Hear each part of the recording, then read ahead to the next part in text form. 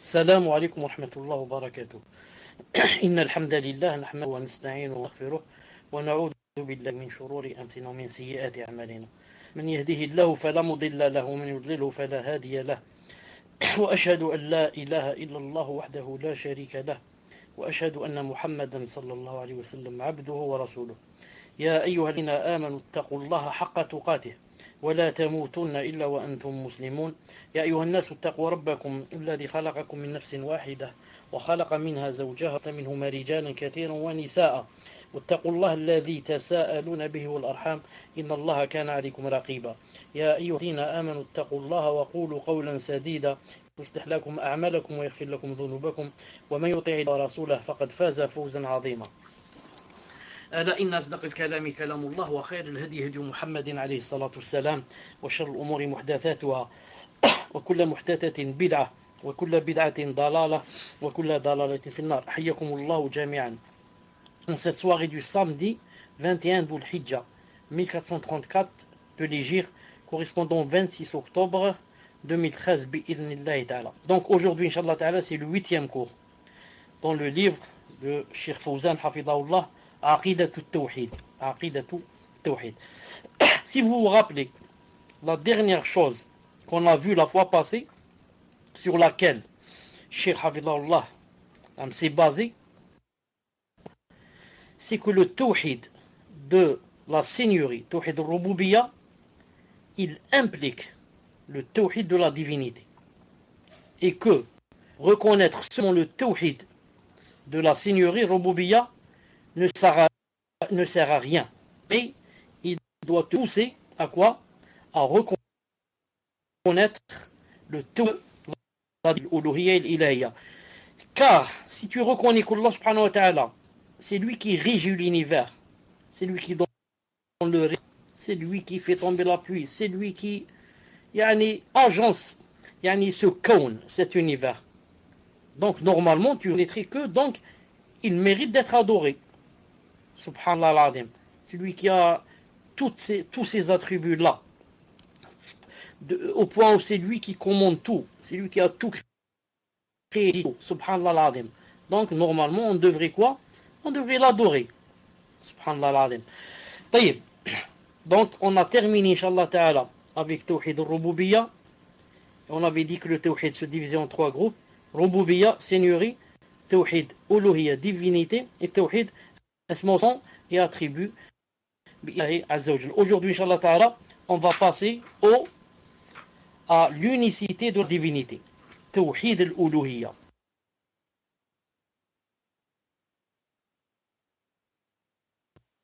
Donc, on va passer à Tawhid al-Uluhiyya. Je voudrais vous dire, vous donner un aperçu sur les cours, Inch'Allah ta'ala, les 8 cours qui vont venir dans Tawhid al-Uluhiyya. On verra, Inch'Allah, premièrement, la signification de l'unicité de la divinité. Qu'est-ce que ça veut dire Tawhid al-Uluhiyya? Et le fait qu'elle était l'objet de la prédication des messagers. Et c'est, Inch'Allah ta'ala, le cours d'aujourd'hui. Évidemment, les 2 professions de foi, leur signification, leurs conditions, leurs implications et ce qui les annule. Très important. Troisièmement, Inch'Allah ta'ala. Bien sûr, dans le 3e cours après qui va venir, la législation, tashri'a, et rendre licite ou illicite, c'est une des prérogatives divines. 4èmement, on verra, Inch'Allah ta'ala, l'adoration, sa signification, ses catégories, son caractère exhaustif. 5èmement, on verra, Inch'Allah ta'ala, la présentation de concepts erronés quant à la définition de l'adoration. Entre ceux qui sont laxistes et qui sont excessifs. 6èmement, Inch'Allah ta'ala, on verra l'explication des piliers de la servitude authentique, comme l'amour, la crainte, la soumission, l'espoir.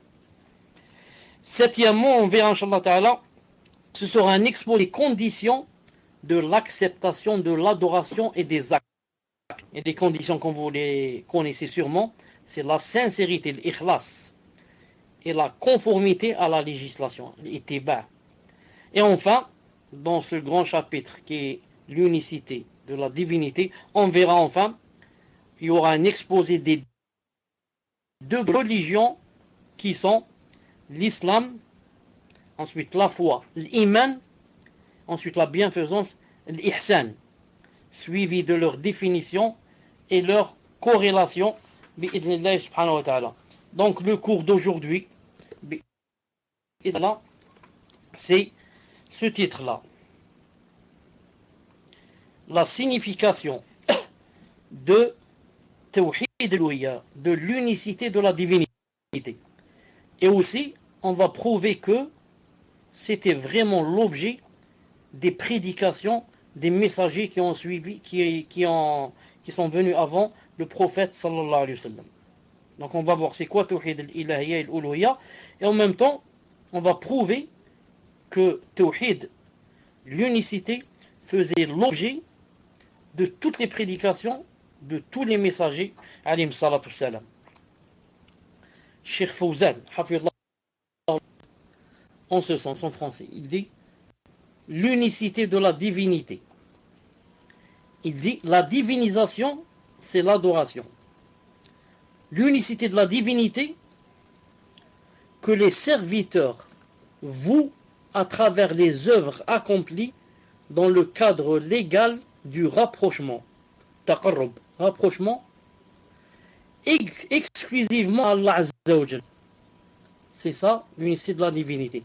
Telle que l'invocation, le vœu, al-nadr, l'émolation, al-nahr, l'espérance, al-raja, la crainte, al-khawf, la confiance, al-tawakkul, le désir, al-raghba, la crainte respectueuse, al-rahba, et le retour à Allah Azza wa Jal, al-inaba, et ce qui s'en rapproche.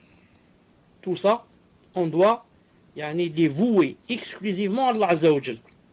Car on a dit que le tawhid de la divinité, c'était faire le tawhid d'Allah Azza wa Jal de par nos actes.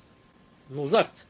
C'est nous qui faisons le vœu, c'est nous qui faisons l'immolation, c'est nous qui faisons l'espérance, la crainte, la confiance, et comme ça. Cette catégorie de l'unicité est l'objet de la prédication des envoyés du premier au dernier. Non.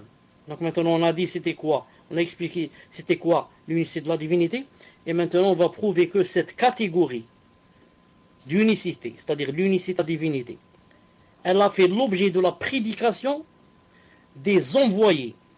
Les envoyés qui ont été envoyés par Allah Azza wa Jal, du premier au dernier. Allah Azza wa Jal a dit dans le Coran,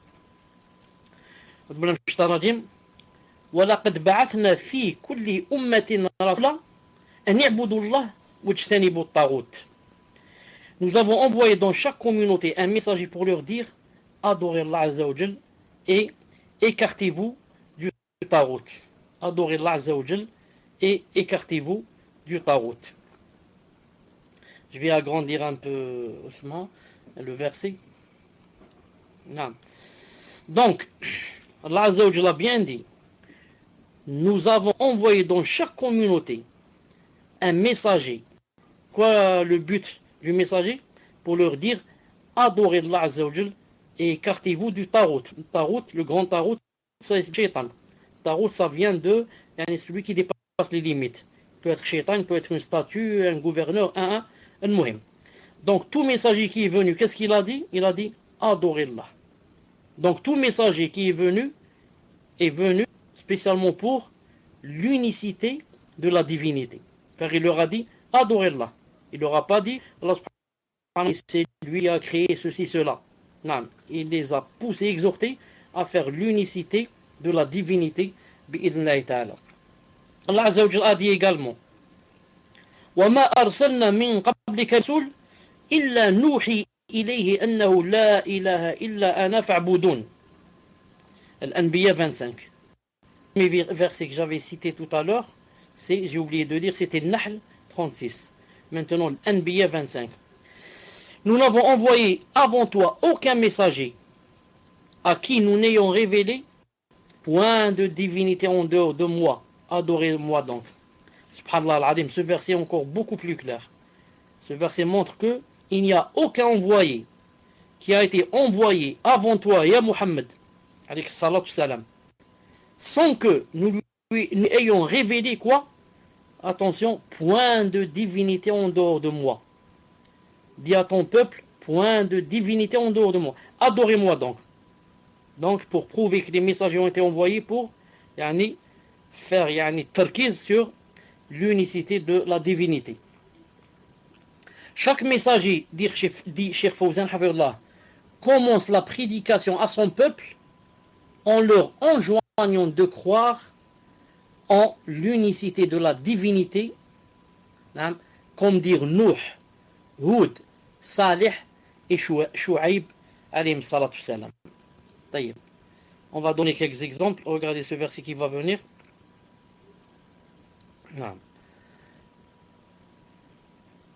Il a dit Al-A'raf 59. لقد أرسلنا نوحا إلى قومه. Regardez Nuh ce qu'il a dit. فقال يا قوم اعبدوا الله ما لكم من إله غيره.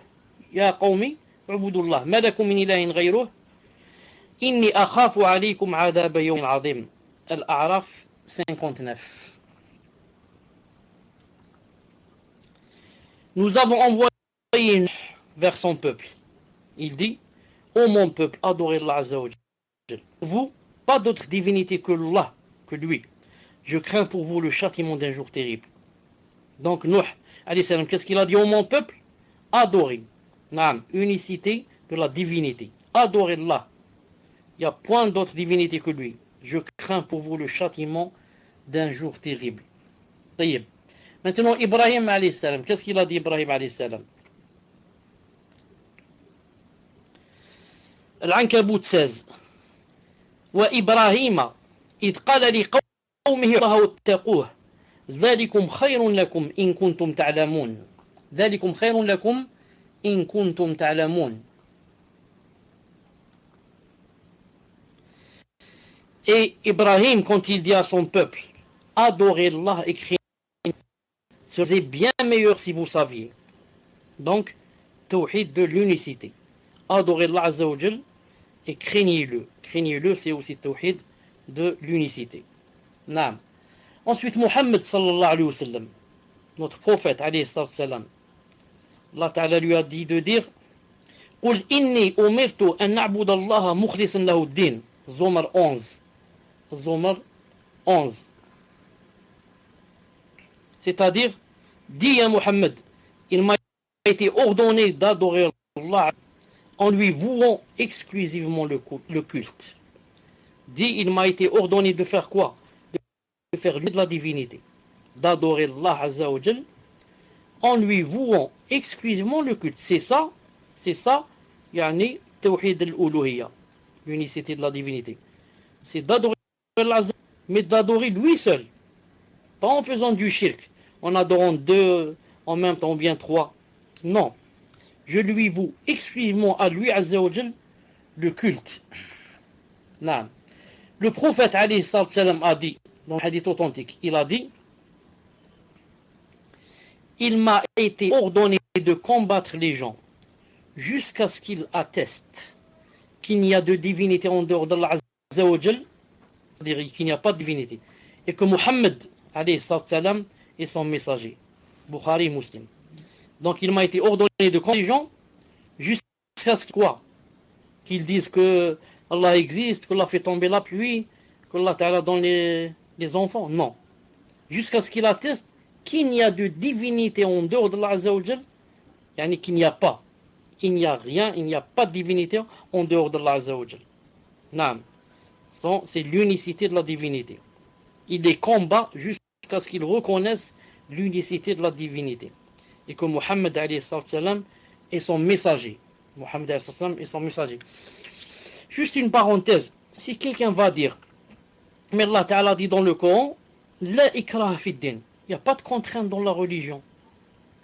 Tu veux rester chrétien, reste chrétien. Tu veux rester juif, juif. Tu veux rester masdéen. Il dit dans le Coran, la ikraha fid din. Pas de contrainte dans la religion. Et maintenant, vous citez un hadith dans Bukhari Muslim. Subhanallah al-Adim. Les deux livres, deuxième et troisième livre après le Coran. Comme quoi, je combats les gens jusqu'à ce qu'ils atteignent que yani, la ilaha illallah et que Muhammad Rasulullah. N'est-ce pas une sorte de contradiction? Réponse très simple. Ce qu'il faut savoir, c'est qu'Allah subhanahu wa ta'ala a créé le monde. Il a créé la terre. Il a créé les êtres humains, sans parler des animaux, des djinns, etc. Et il nous a tout créé sur cette terre pour avoir tout ce qu'il nous est, les choses nécessaires, pour qu'on vive à l'aise. Comme a dit Allah Ta'ala dans Sourate Al-Baqarah, c'est lui qui vous a créé tout ce qu'il y a sur, c'est-à-dire créé pour vous.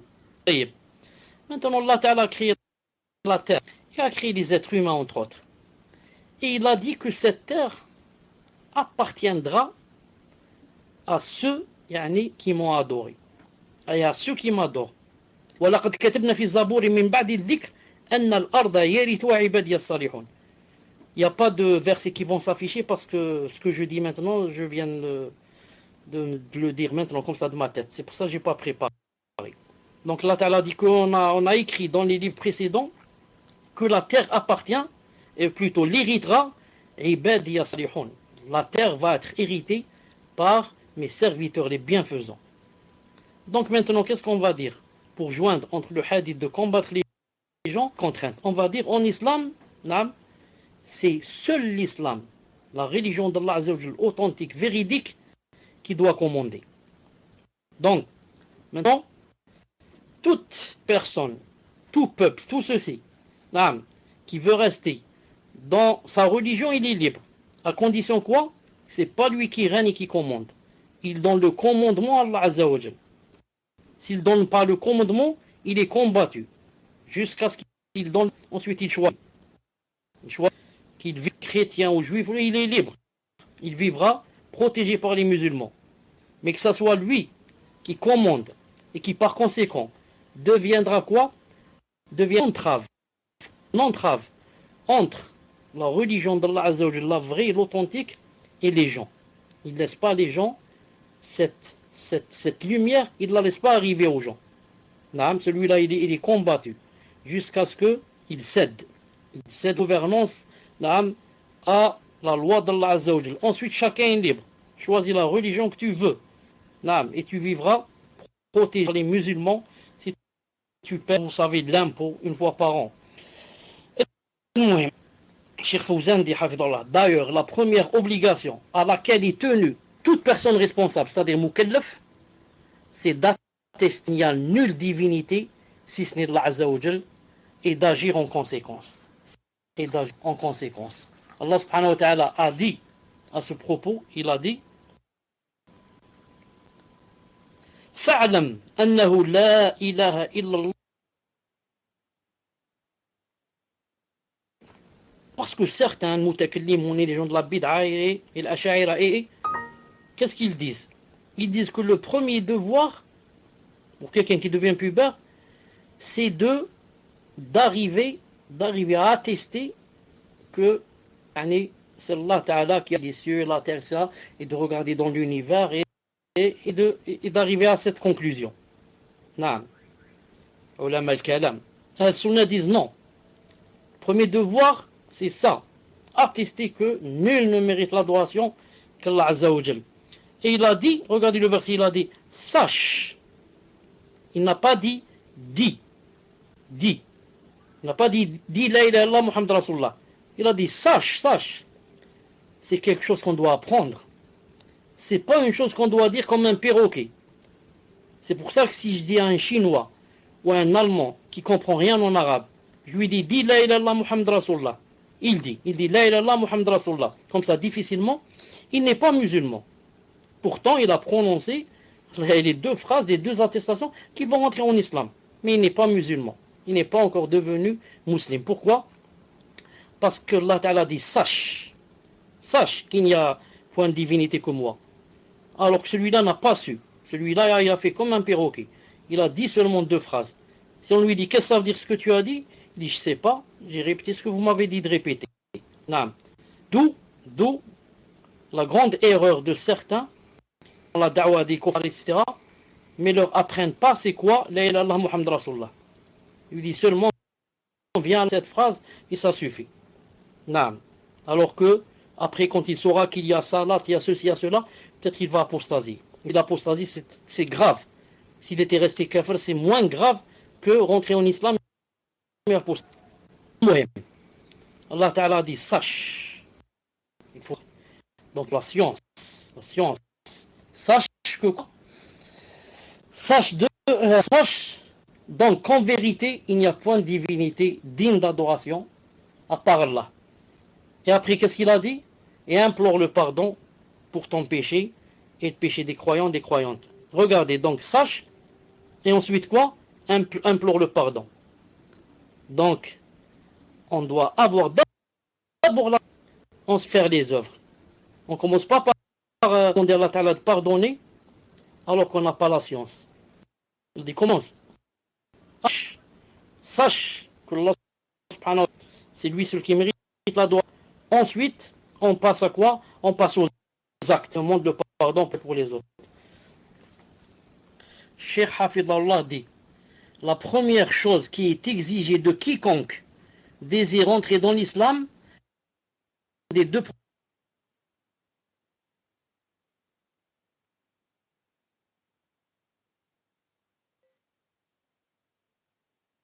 jamais il ne serait fatigué pour rien. Naam. Cheikh l'Islam Ibn Taymiyyah, rahimahullah ta'ala, a dit dans Majmou' al-Fatawa, tome 1, page 24. Écoutez bien ce qu'il a dit. D'abord, est-ce que le est bon, est-ce qu'il ne coupe pas?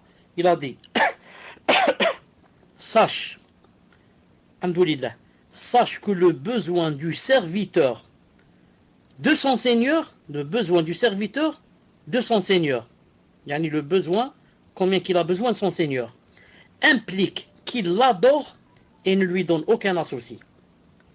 Il n'a pas de pareil auquel on peut le comparer. Cependant, ce besoin, c'est-à-dire le besoin du serviteur d'Allah Azza wa Jal, ressemble sous certains aspects au besoin qu'a le corps de nourriture et de boisson, même s'il y a entre les deux états de nombreuses différences.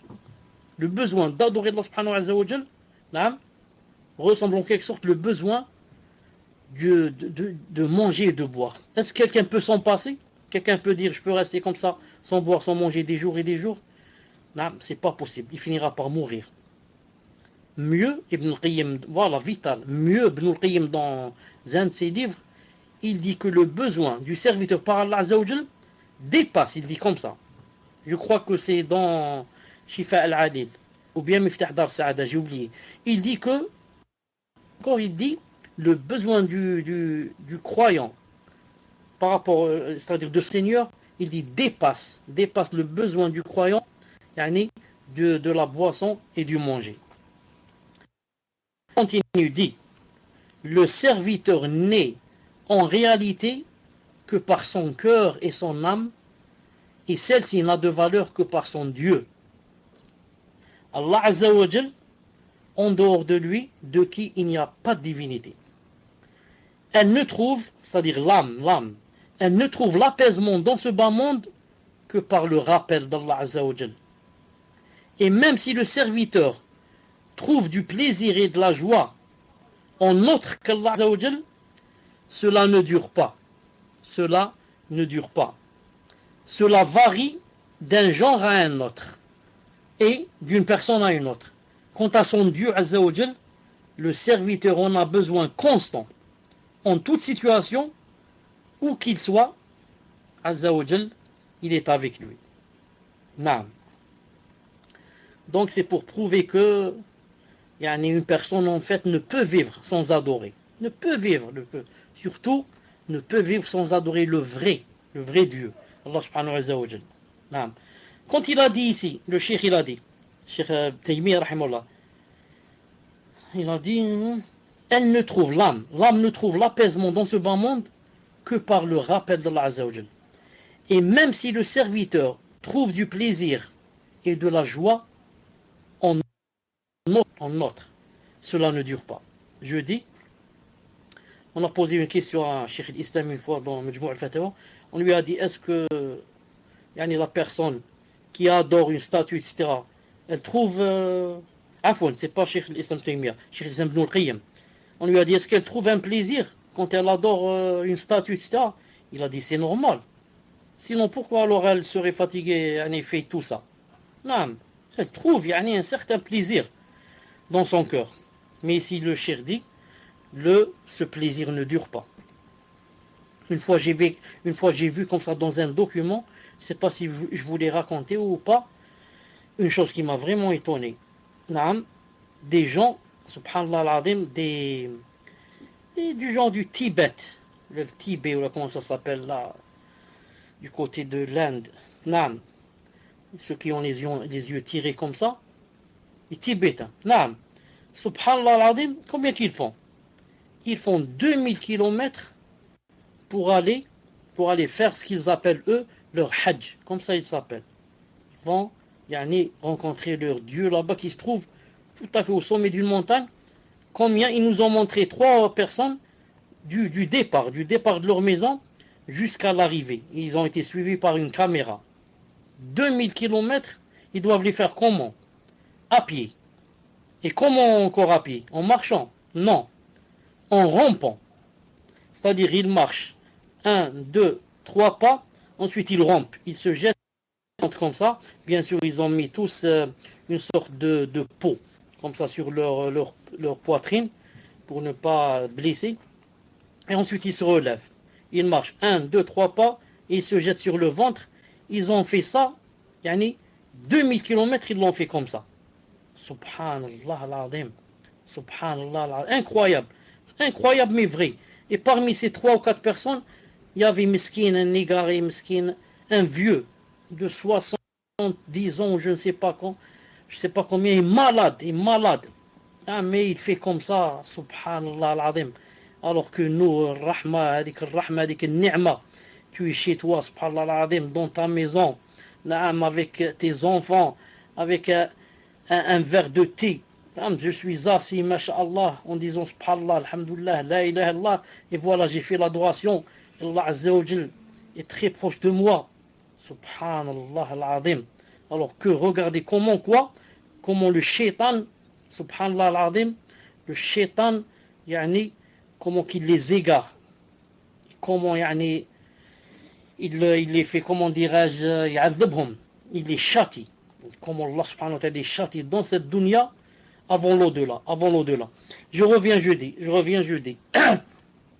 D'abord, alhamdulillah, alladhi hadana li hada, wa ma kunna linahtadiya lawla an hadana Allah.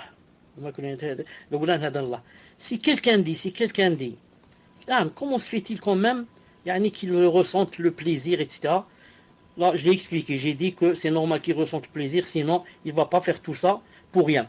Mais Ibn al-Qayyim, rahimahullah, a bien montré. Il a donné un exemple, mashallah, qui m'a plu beaucoup.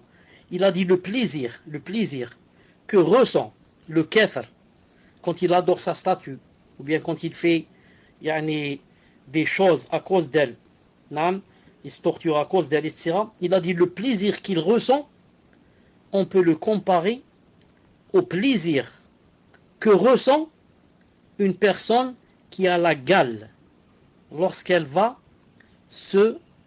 comment on dit le verbe en arabe, yikhbash, comment on dit yikhbash? Il va se frotter avec ses ongles. Vous savez, celui qui a la gale, se gratter, barakallahu fi, gratter, jazakallahu khair. Donc, celui qui a la gale, il a beaucoup de démangeaisons, beaucoup fortes. Qu'est-ce qu'il doit faire? Il doit se gratter. Quand il se gratte, il trouve un plaisir ou il ne trouve pas? Un plaisir, un grand plaisir. Mais quel plaisir? Est-ce que ça c'est un plaisir? Le plaisir où tu dois te gratter avec tes ongles jusqu'à te faire couler le sang. Et si tu coules le sang, tu es heureux, tu es content. Pourquoi? Car tu as arrêté les démangeaisons. Voilà, il a dit à peu près, c'est ça le plaisir que ressent le kafir. Est-ce qu'on appelle ça un plaisir? C'est pas un plaisir. C'est pas un plaisir ça. C'est pas ça le vrai plaisir. Le vrai plaisir se trouve dans le cœur. Quand Allah Azza wa Jal fait descendre dans ton cœur sakina. La quiétude, la sérénité, l'apaisement. Tu te sens le plus riche alors que tu n'as rien. Tu te sens le plus heureux alors que tu ne possèdes rien. Subhanallah al-Azim. Tu te sens comme, comme un ange, masha'Allah. Comme un ange, tu te sens. Alors que, enfin, tu ne vaux rien dans la société pour certains gens. Et tu n'as rien, si on te compare avec les riches, etc., tu n'as rien. Et pourtant, eux, les richards et les milliardaires, et ceux qui possèdent tout, tu vas leur parler, ils te disent on est très malheureux. Comment se fait-il, toi, que tu sois heureux? Tu n'as rien.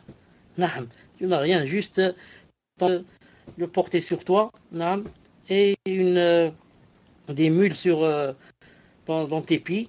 Et subhanallah al-Azim, tu es là, toujours heureux, toujours gai, toujours content d'aller à la mosquée, de revenir, de lire le Coran, de ceci, cela, on ne comprend pas. Nous, on a des milliards et on se suicide.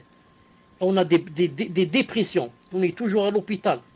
On ne comprend pas ça. Naam, vous ne le comprenez pas et ne le comprendrez pas jusqu'à ce que vous goûtiez de cette lumière en rentrant naam, en islam pour que vous compreniez ces choses-là. C'est comme quelqu'un qui est dans un tunnel ou bien dans un puits tout noir. Et quand il est né, on l'a mis dans ce puits. Un puits fermé où il ne voit jamais le ciel. Et qu'est-ce qu'il croit? Il croit que c'est ça la vie. Il n'a jamais vu dehors. Donc il croit que c'est ça la vie. Tout le monde est comme lui. Ils sont tous dans des puits. Mais un jour qu'on le fera sortir, il comprendra. Il dira Subhanallah. Où j'étais, où je suis. Je ne savais pas ça. Subhanallah l'azim. Il faut quoi? Il faut goûter pour savoir où on était. C'est pour ça que tous les gens qui rentrent en islam, qu'est-ce qu'ils disent?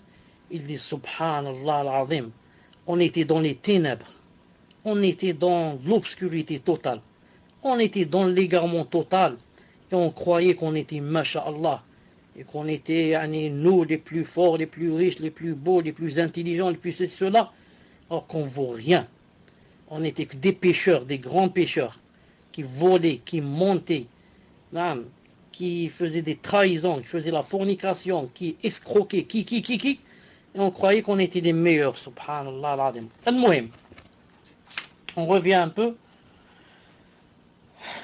Cheikh Fawzan, naam. Quand il a dit Ibn Taymiyyah à la fin, il a dit quoi? Il a dit le serviteur en a besoin, c'est-à-dire de son Dieu, naam, un besoin constant.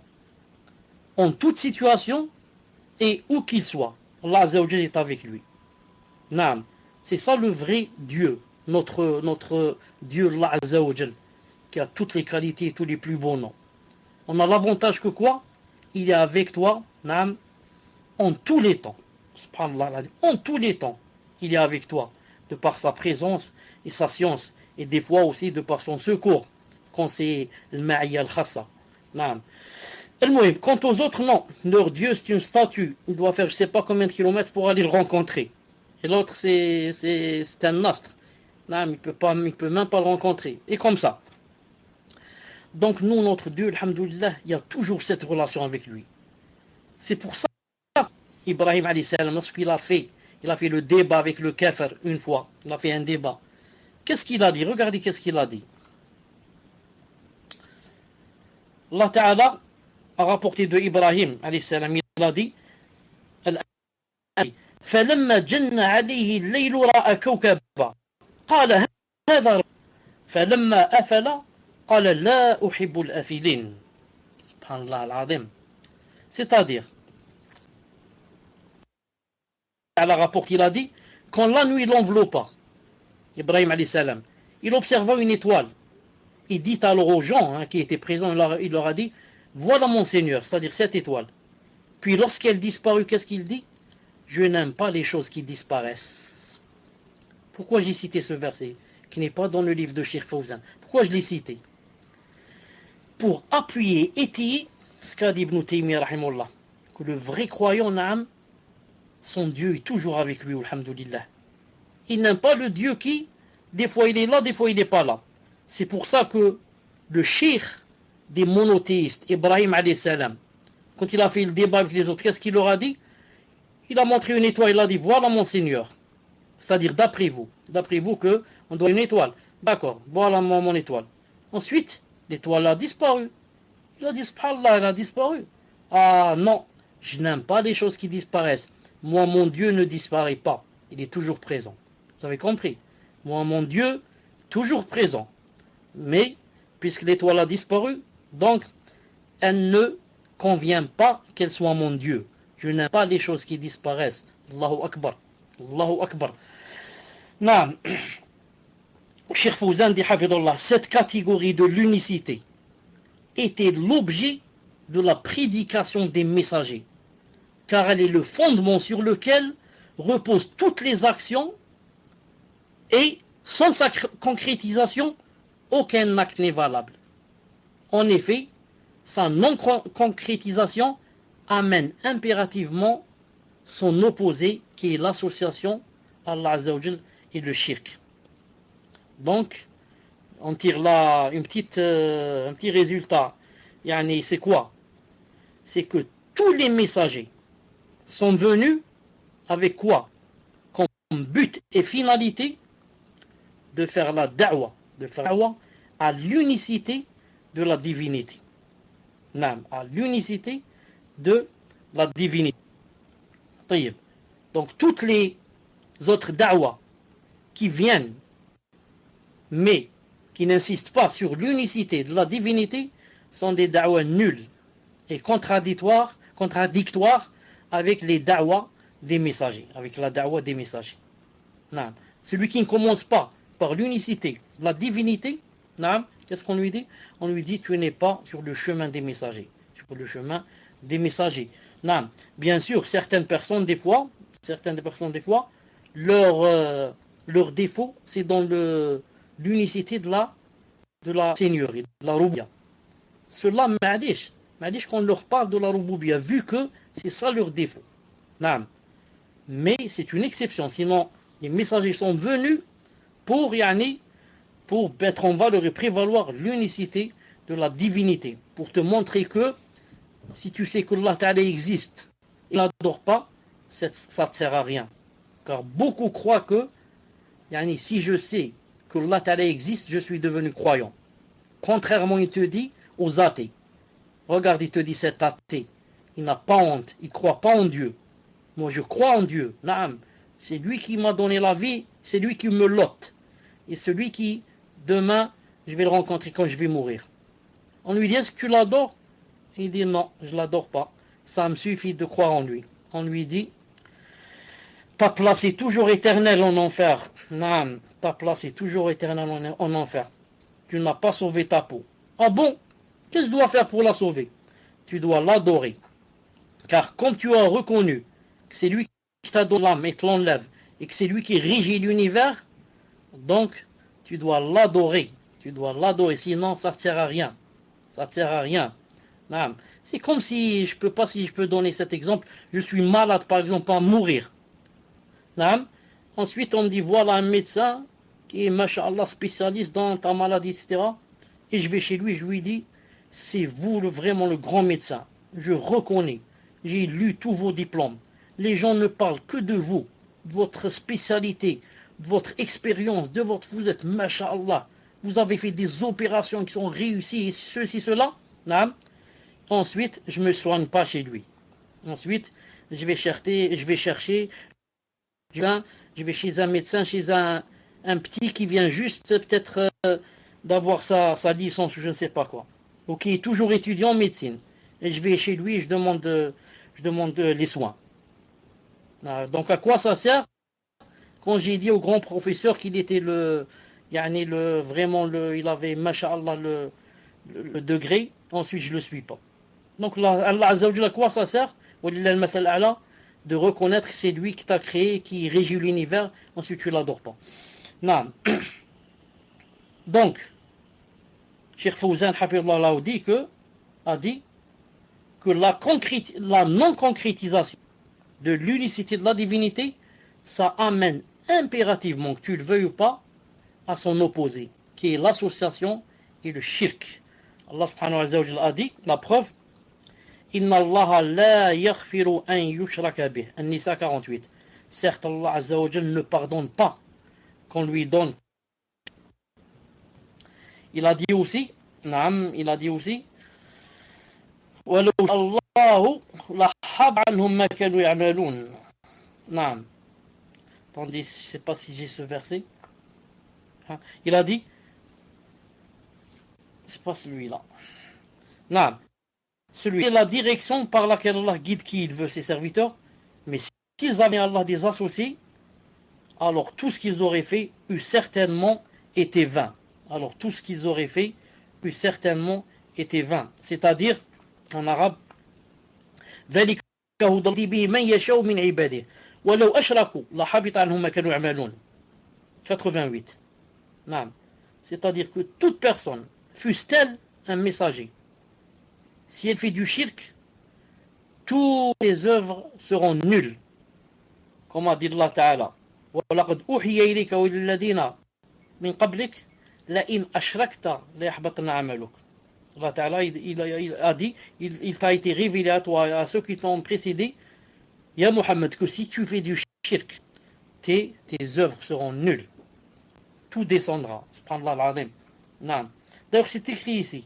Est-ce que tu trouves Non, à 10. Une seconde. Il a dit. Voilà, c'est là. Alors, telle est la direction par laquelle Allah il guide ses serviteurs.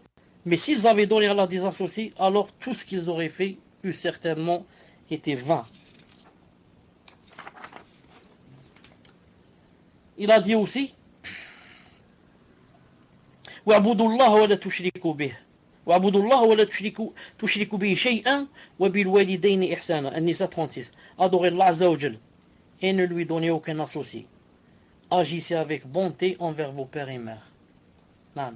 Il a dit aussi وَقَضَى رَبُّكَ أَلَّا تَعْبُدُوا إِلَّا إِيَّاهُ وَبِالْوَالِدَيْنِ إِحْسَانًا. Ton Seigneur a décrété n'adorez que lui et marquez de la bonté envers les pères et les mères.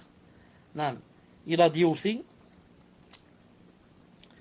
قل تعالوا أتلوا ما حرم ربكم عليكم ألا تشركوا به شيئا وبالوالدين إحسانا. Je vais réciter ce que votre Seigneur vous a interdit. Qu'est-ce qu'il a interdit? Il a dit ne lui associez rien et soyez bienfaisants envers vos pères et vos mères. Naam. Voilà, Inch'Allah Ta'ala, pour le cours d'aujourd'hui. Naam. Et c'était quoi? C'était montrer yani, le sens de l'unicité de la divinité et montrer aussi que tous les messagers, y compris Muhammad alayhi salam, sont venus dans leur da'wa en insistant sur quoi?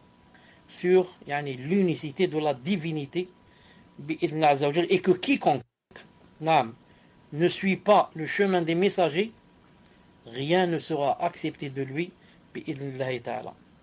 On se rencontre inshallah ta'ala dans 10 minutes, un quart d'heure. Subhanak Allahumma bih ashhadu an la ilaha illa ant astaghfiruka wa atubu ilayk. Wassalamu alaykum wa rahmatullahi wa barakatuh. تفضل مسلم si tu es prêt inshallah ta'ala pour la première question.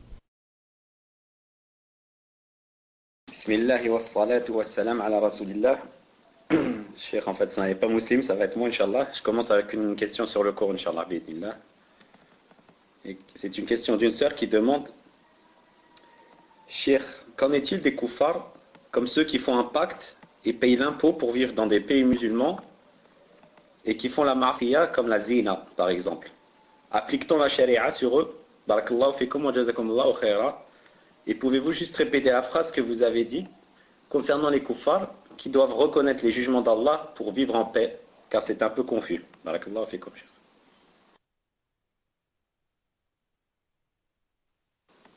Naam, Cheikh.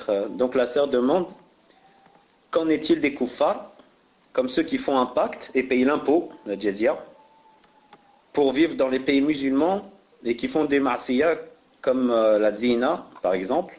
Est-ce qu'on applique la charia sur eux? Est-ce qu'on applique le hukm? Barakallahu fikum, Cheikh. Et également, est-ce que vous pouvez répéter la phrase lorsque vous avez dit que les kuffars doivent reconnaître les jugements d'Allah pour vivre en paix? Car c'est un peu confus. Barakallahu fikum, Cheikh. Compris la dernière phrase, comme quoi les kuffars devaient quoi pour vivre en paix? Qu'est-ce qu'ils devaient faire? Ça dit qu'ils doivent reconnaître les jugements d'Allah. Bismillah ar-Rahman ar-Rahim wa salatu salam ala ashraf al-mursalin. En fait, ce n'est pas ce que j'ai dit. C'est pas reconnaître les jugements d'Allah. C'est pas ce que j'ai dit. Non. Avant cela, quand les kuffars vivent sous l'égide des musulmans, il y a le gouvernement et yani, par exemple, ils vivent sous l'égide des musulmans. C'est les musulmans qui commandent. Et comme j'ai dit, ils sont protégés. Ils ont un impôt payé pour être protégés. Ils sont protégés comme les musulmans. Comme les musulmans. Non. Si quelqu'un d'eux fait la zina, non, et que bien sûr l'affaire arrive au juge et au commandeur des musulmans, non, il doit appliquer sur eux la charia. Sauf s'ils font ça en cachette. Car le prophète sallallahu alayhi wa sallam a appliqué la charia sur les Yahouds, les deux qui avaient fait la zina, et aussi celui qui a tué la femme, ou bien la femme qui a tué la femme en mettant sa tête entre deux cailloux. Et aussi, comme j'ai dit, les deux qui ont fait la zina. Car si on applique la loi sur le musulman, donc mimbab aoula qu'on l'applique aussi sur le kafir, s'il vit chez nous et que bien sûr son affaire est arrivée au juge, même s'il fait ça en cachette chez lui dans sa maison, là ça c'est autre chose. Al-Muhim. Ensuite pour la question 2, elle a dit c'était confus et que il devait payer les impôts s'il reconnaissait la loi d'Allah. C'est pas ce que j'ai dit. Je veux dire, la terre appartient à Allah subhanahu wa ta'ala. Vous savez ça. Comme nous, on lui appartient. Allah ta'ala dit inil hukmu illa lillah. Il a dit seul le juge revient à Allah ta'ala, pas à un autre. Donc, en islam, aucun ne lui est permis de juger si ce n'est avec les jugements d'Allah subhanahu wa ta'ala. On ne demande pas au kafir de reconnaître les lois d'Allah subhanahu wa ta'ala. C'est-à-dire de force. On lui dit choisis. Ou bien, tu veux rentrer en islam sans compter, et alors tu auras les mêmes droits, bien sûr, tu seras musulman. Ou bien, laisse le jugement. Ne commande pas les gens. C'est celui qui les a créés qui doit les commander. Pas toi, pas moi. Ni toi, ni moi. Donc, ni moi, ça veut dire, moi, si je ne commande pas avec la charia, bien sûr. Donc, mets-toi de côté et laisse le jugement à Allah Azza wa Jal. Ensuite, toi, tu es libre d'adorer qui tu restes chrétien ou juif, là, tu es libre. Al-Muhim, c'est pas toi qui commandes les gens. Laisse la lumière arriver, la lumière d'Allah subhanahu wa ta'ala, arriver au cœur des gens. Ils choisissent s'ils veulent rentrer en islam, sinon, pas de contrainte dans la religion. Voilà ce que j'ai voulu dire. Cheikh Ben Uthaymin rahimahullah dit, en parlant de ce que je viens de dire maintenant, dit beaucoup de musulmans a'udhu billah sont complexés.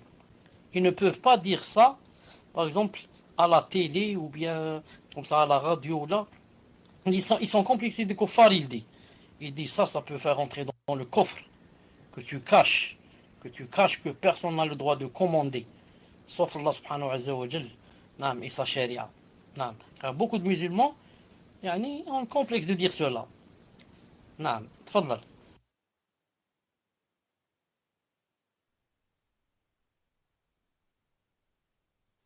Barakallahu fikum, cher. Question suivante d'une sœur également qui demande et qui dit Ahsanallahu ilaykum, afwan cher, je n'ai pas bien compris l'explication que vous avez donnée concernant le hadith. Il m'a été ordonné de combattre les gens jusqu'à ce qu'ils attestent qu'il n'y a de divinité en dehors d'Allah Azza wa Jal et que Muhammad alayhi est son messager. Et le verset nulle contrainte en religion. Pouvez-vous expliquer de nouveau, Jazakumullahu khaira, et qu'Allah soit bienfaisant envers vous et qu'il nous fasse profiter de votre science. En fait, j'étais en train de chercher un verset, c'est pour ça que j'ai un peu tardé. Est-ce que vous m'entendez? Dans son fait, الأعراب ستدعون إلى قوم أولي بأس شديد تقاتلونهم أو يسلمون. تقاتلونهم أو يسلمون. Regardez en français. Regardez en français.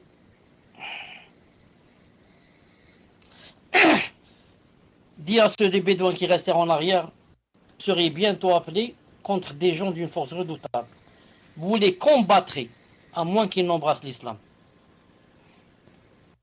Et combattrez, à moins qu'ils n'embrassent l'islam.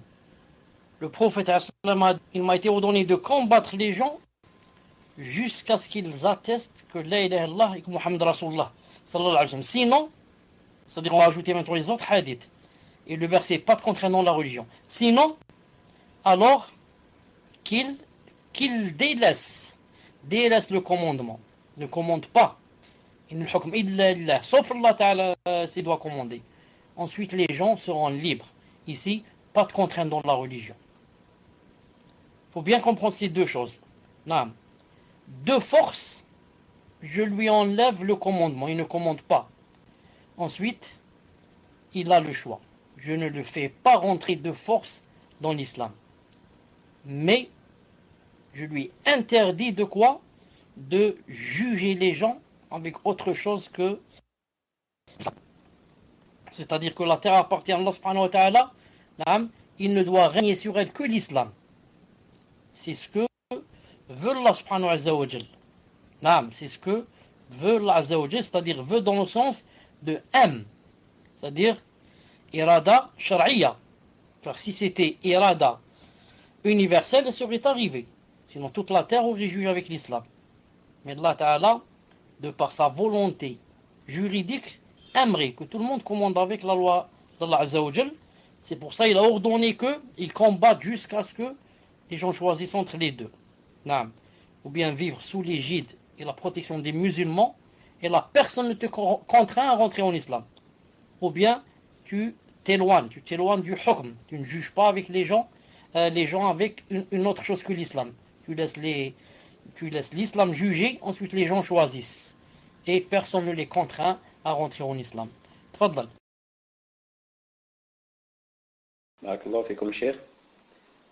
Question suivante d'une sœur qui demande: Cher, vous avez parlé de la bonté envers nos parents. Mais pour les convertis, c'est tellement dur, cher, car souvent les parents refusent d'accepter le fait que l'on soit devenu musulman. Et souvent, ils décident de rompre les liens de parenté avec les enfants. Beaucoup de convertis se retrouvent sans famille ni soutien. Ma question est: comment doit-on réagir face à cette dure épreuve? Car tout le monde le sait, nous ne devons pas négliger les liens avec les parents.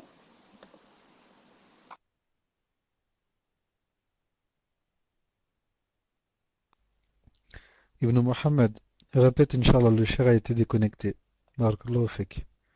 Répète la question.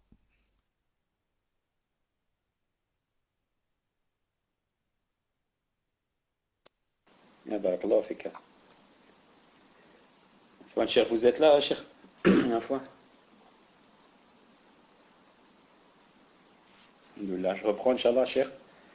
Donc la question de la sœur est: Cher, vous avez parlé de la bonté envers nos parents. Mais pour les convertis, c'est tellement dur, cher, car souvent les parents refusent d'accepter le fait qu'ils soient devenus musulmans. Et souvent ils décident de rompre les liens de parenté avec leurs enfants. Beaucoup de convertis se retrouvent sans famille ni soutien. Ma question est: comment doit-on réagir face à cette dure épreuve? Car tout le monde sait que les parents, ce que sont les parents, et nous ne devons pas les négliger. Barakallahu fikum, cher. C'est une question importante. Car beaucoup de gens, surtout là-bas chez vous, sont confrontés à ce problème. Je dis à ceux qui ont parlé à leurs parents et n'ont pas accepté d'eux, et je dis même à ceux qui, leurs parents sont morts dans la mécréance, il faut vous rassurer dans ce sens que quoi? Que le prophète sallallahu alayhi wa sallam lui-même, ses parents sont morts dans la mécréance. Et qui est le prophète alayhi salam, et qui sommes-nous par rapport à lui? Donc ça, c'est pour avoir un peu d'apaisement dans le cœur. Quand tu penses À ton malheur, dis-toi que le malheur du prophète est plus grand. Ses parents sont morts comme kuffar. Et le père de Ibrahim alayhi salam comme kafir. Et le fils de Nuh. Et la femme de l'autre. Et. Ensuite, autre chose. Quand je parle à quelqu'un, je lui parle, surtout si c'est des parents, je dois toujours faire de sorte comment faire pour garder le lien de parenté. C'est-à-dire, moi, quand je sais maintenant qu'il ne veut pas que je lui parle d'islam, je ne lui parle pas. Pourquoi? Parce qu'il ne veut pas, et il m'a dit, je ne veux pas entendre ça de toi. Non. Si par contre je sais que c'est quelqu'un qui m'entend, car vous savez, les gens ne sont pas tous les mêmes.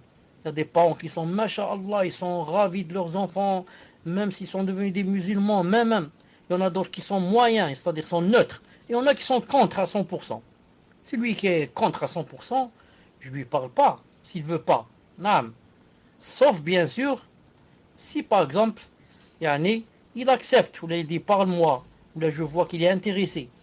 Sinon à quoi ça sert de parler? Peut-être que même il va insulter la religion. Donc je serai la cause pour qu'il insulte ma religion.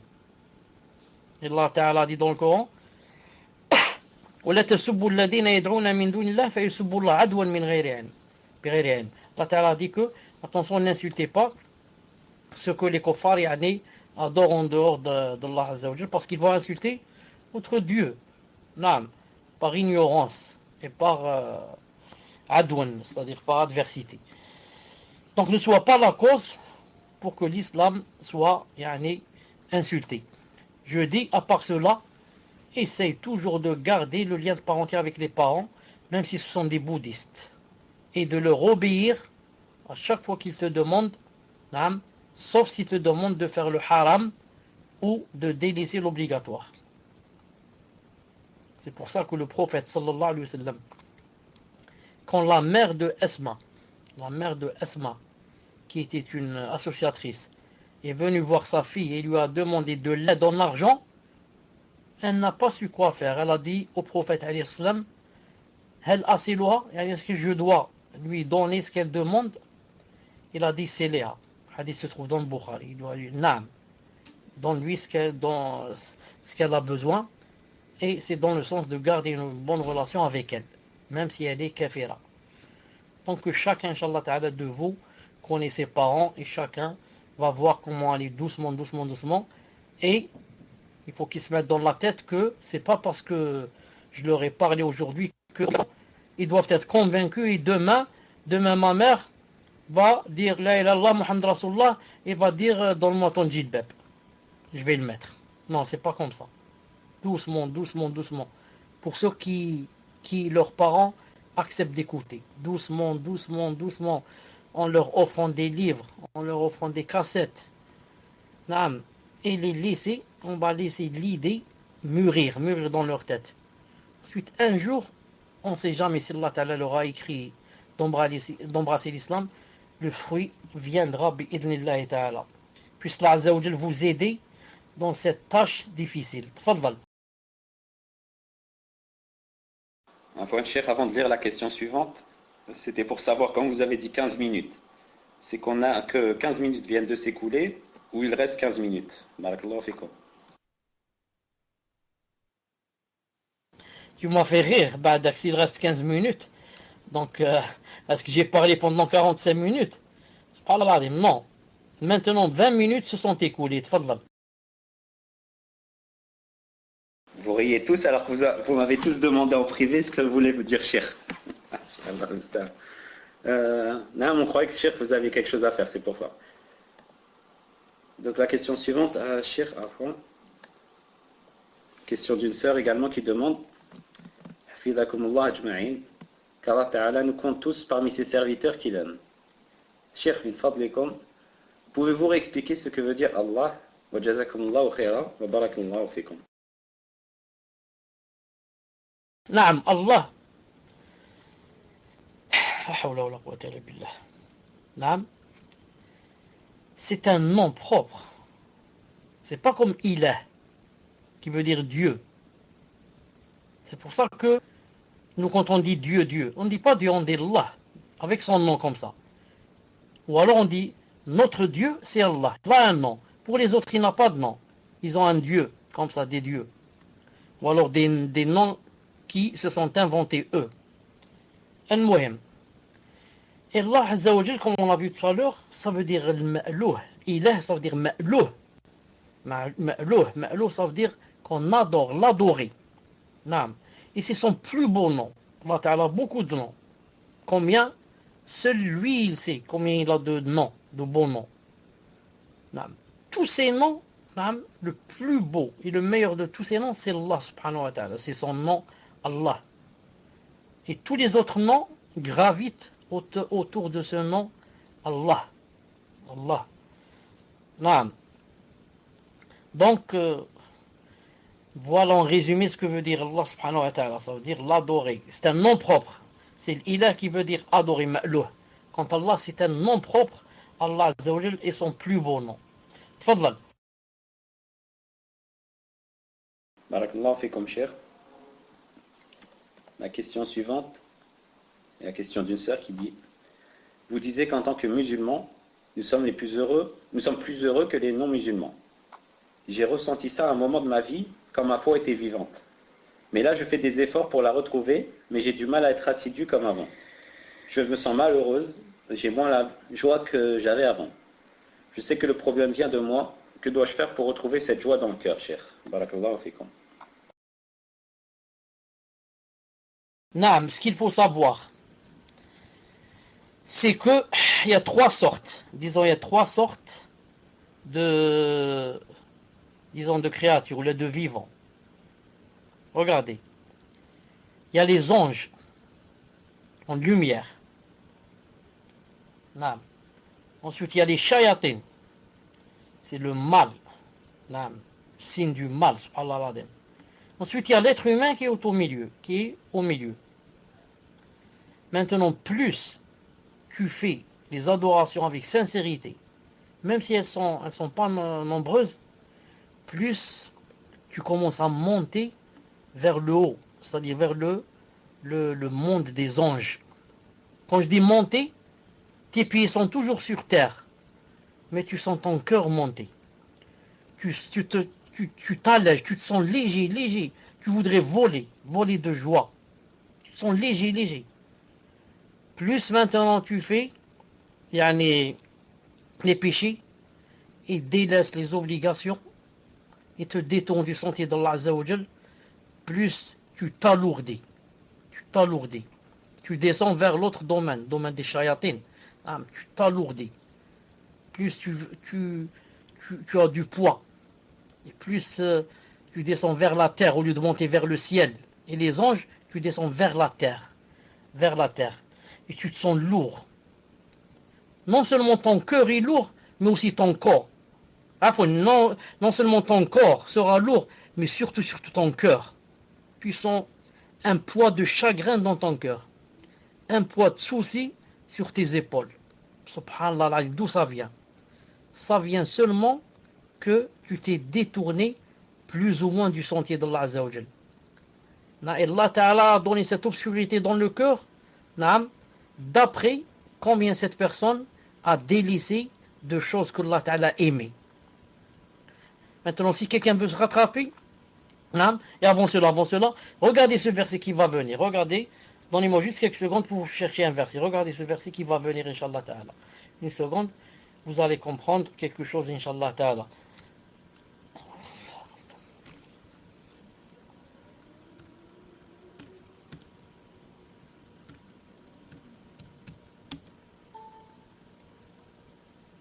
Regardez ce verset. التوبة 38 يا أيها الذين آمنوا ما لكم إذا قيل لكم انفروا في سبيل الله إذ ثاقلتم إلى الأرض أرضيتم بالحياة الدنيا من الآخرة فما متاع الحياة الدنيا في الآخرة إلا قليل الله أكبر. Regardez ce verset, Allah Ibarak, regardez. En français. Ô vous qui croyez, qu'avez-vous? Lorsqu'on vous a dit, élancez-vous dans le sentier d'Allah, allez faire le djihad, vous vous êtes appesantis sur la terre. La vie présente vous agrée-t-elle plus que l'au-delà? Or, la jouissance de la vie présente ne sera que peu de choses comparée à l'au-delà. C'est quoi ici ce que je veux dire, moi? qu'est-ce qui se passe quand on vous a dit faites ce que Allah Ta'ala aime, ici c'est élancez-vous dans le sentier d'Allah, faites le djihad, adorez Allah Ta'ala, montez vers les cieux en l'adorant. Qu'est-ce que vous avez fait? Vous avez fait le contraire, vous vous êtes appesanti sur la terre. Subhanallah, vous descendez vers le bas au lieu de monter vers le haut, vous descendez vers la terre et maintenant vous avez un poids qui pèse, vous êtes appesanti sur la terre. Plus tu fais des péchés, plus tu te sens lourd et ton cœur devient lourd et tu descends vers la terre. Tu ne peux plus décoller un peu vers le haut. Et plus tu adores Allah subhanahu wa ta'ala, plus tu es sincère, plus tu te sens léger. Tu veux voler comme une plume. Tu te sens léger, tu aimes sourire à tout le monde, tu voudrais aider tout le monde, tu voudrais donner tout ton argent si c'était possible, tu voudrais ne pas t'arrêter de faire le bien, ne pas t'arrêter de jeûner, de prier, de. Et comme ça. Le prophète sallallahu alayhi wa sallam a dit dans un hadith Hassan, Cheikh Al-Albani rahimahullah avait dit Da'if, ensuite est revenu, a dit Hassan. Il a dit que l'ange avait, disons un toucher, si je puis dire, comme ça, dans le sens, une influence sur l'être humain. Et il a dit, le shaitan a aussi ce toucher sur l'être humain. C'est comme si, juste pour approcher un peu l'image, c'est comme s'il frappait comme ça, un coup, sur ton cœur. Il y a l'ange, et il y a qui? Il y a le shaitan. Il a dit, quand tu sens, comme ça a dit alayhi salam, quand tu sens dans ton cœur, le khair et le bien, etc., les choses qui ont rapport avec Allah, le Jannah, etc., ça, c'est l'ange qui a fait son influence sur ton cœur. Et quand tu sens le contraire, takdib, tu voudrais ne pas croire en ces choses, tu voudrais faire le péché, tu voudrais que ça veut dire c'est le shaitan qui a fait son jeu dans ton cœur. Et l'être humain, nous sommes entre les deux. Chaque jour que tu vis, chaque jour nouveau, ça dépend qui va prendre le dessus en toi. Est-ce que c'est le shaitan? Est-ce que c'est l'ange? Si c'est l'ange qui prend le dessus, car tu t'es réveillé avec le dhikr, tu as commencé par la salat, ensuite peut-être tu as lu du Coran, ce jour-là peut-être tu as jeûné, peut-être tu vas faire de moment, tu vas aller rendre visite aux malades, cela, ce jour-là ce sera l'ange qui aura le dessus sur toi et qui influera sur ton cœur. Tu passeras la journée, masha'Allah. Si jamais tu te lèves, à 10h du matin, tu n'as pas prié le subh, et tu as passé la nuit à la télé, et peut-être avec un film de choses horribles, a'udhu billah, tu vas te lever, c'est le shaitan qui a le dessus sur toi. Tu vas passer la journée, une journée horrible, noire, qui ne veut pas se terminer, a'udhu billah. Peut-être même que tu penses au suicide, tu dis j'en ai marre de cette vie, a'udhu billah. Donc, celui qui veut, le chemin est clair. Allah Ta'ala t'a donné deux chemins, t'a dit voilà le chemin qui mène à moi. Et je te laisse pas comme ça aveugle. Voilà ce que je te montre, ce que tu dois faire. Fais ceci, cela, je serai ravi de toi, je te ferai vivre le paradis 2 fois, dans ce bas monde et dans l'au-delà. Maintenant tu veux te détourner, tu es libre. Mais je te ferai quoi? Je te ferai goûter l'enfer 2 fois. Dans ce bas monde, l'enfer sera dans ton cœur. Tu vivras, les moments les plus malheureux de ta vie. Ensuite, il y a l'enfer qui attend là-bas, a'udhu billah. Voilà, Inch'Allah Ta'ala, pour la réponse, que la personne se ressaisisse, mais qu'elle commence à faire, Inch'Allah Ta'ala, les adorations, et qu'elle s'éloigne, Inch'Allah Ta'ala, des péchés qu'elle est en train de faire maintenant. Puisse Allah subhanahu wa ta'ala l'aider, nous aider tous. Tfadlal. Amin ya Rabb. Barakallahu fikum, cher. La question suivante.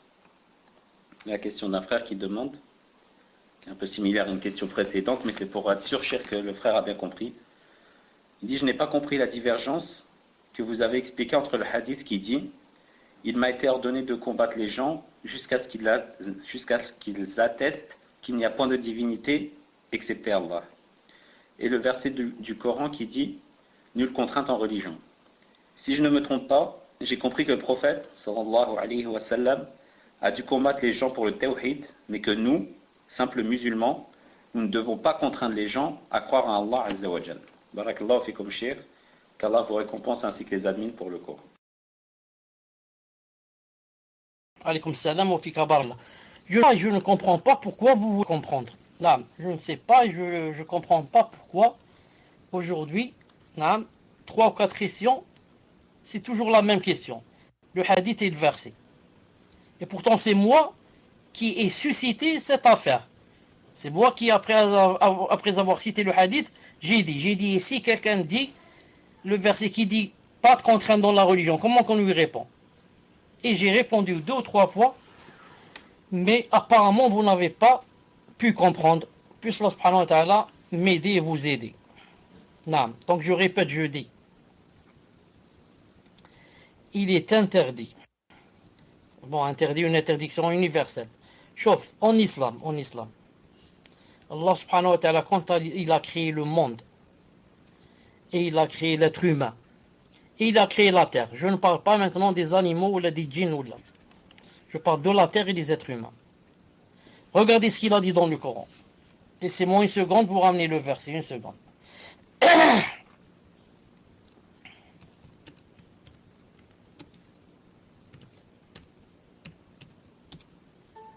Regardez ce verset. وَلَقَدْ كَتَبْنَا فِي الزَّبُورِ مِنْ بَعْدِ الذِّكْرِ أَنَّ الْأَرْضَ يَرِثُهَا عِبَادِيَ الصَّالِحُونَ. Al-Anbiya 105. Al-Anbiya 105. Regardez Allah subhanahu wa ta'ala ce qu'il a dit. Nous avons certes écrit dans le Zabour, c'est-à-dire le livre, après l'avoir mentionné dans le livre céleste, que la terre sera héritée par mes bons serviteurs. Comprenez bien, la terre sera héritée par qui? Par mes bons serviteurs. Maintenant, elle est héritée par qui? Elle est héritée par les kofars et les. La plupart de la terre, c'est les kofars. Il y a combien de musulmans? Il y a 1 milliard et quelques sur 4 ou 5 milliards de kofars. 3 ou 4 milliards de kofars. Donc, puisque la terre qu'Allah Ta'ala a créée, il a dit qu'elle doit être héritée par mes bons serviteurs. Ce sont eux qui doivent l'hériter. Pour l'hériter la terre, il faudrait que tu commandes. Car si tu es commandé, tu n'es pas un héritier. Si tu vis avec quelqu'un qui te commande, il te commande pas avec la charia, il te commande avec d'autres choses. Des lois qu'il a tirées de sa tête. Naam. Donc, pour que tu sois un héritier, il faut que tu vives naam, dans une terre où tu es commandé par les lois d'Allah Azza wa Jal. Car comme lui Azza wa Jal, on lui appartient, nous, la terre aussi lui appartient. La terre aussi lui appartient. Maintenant, puisque Allah subhanahu wa ta'ala dit dans beaucoup de versets, Innil hukmu illa lillah.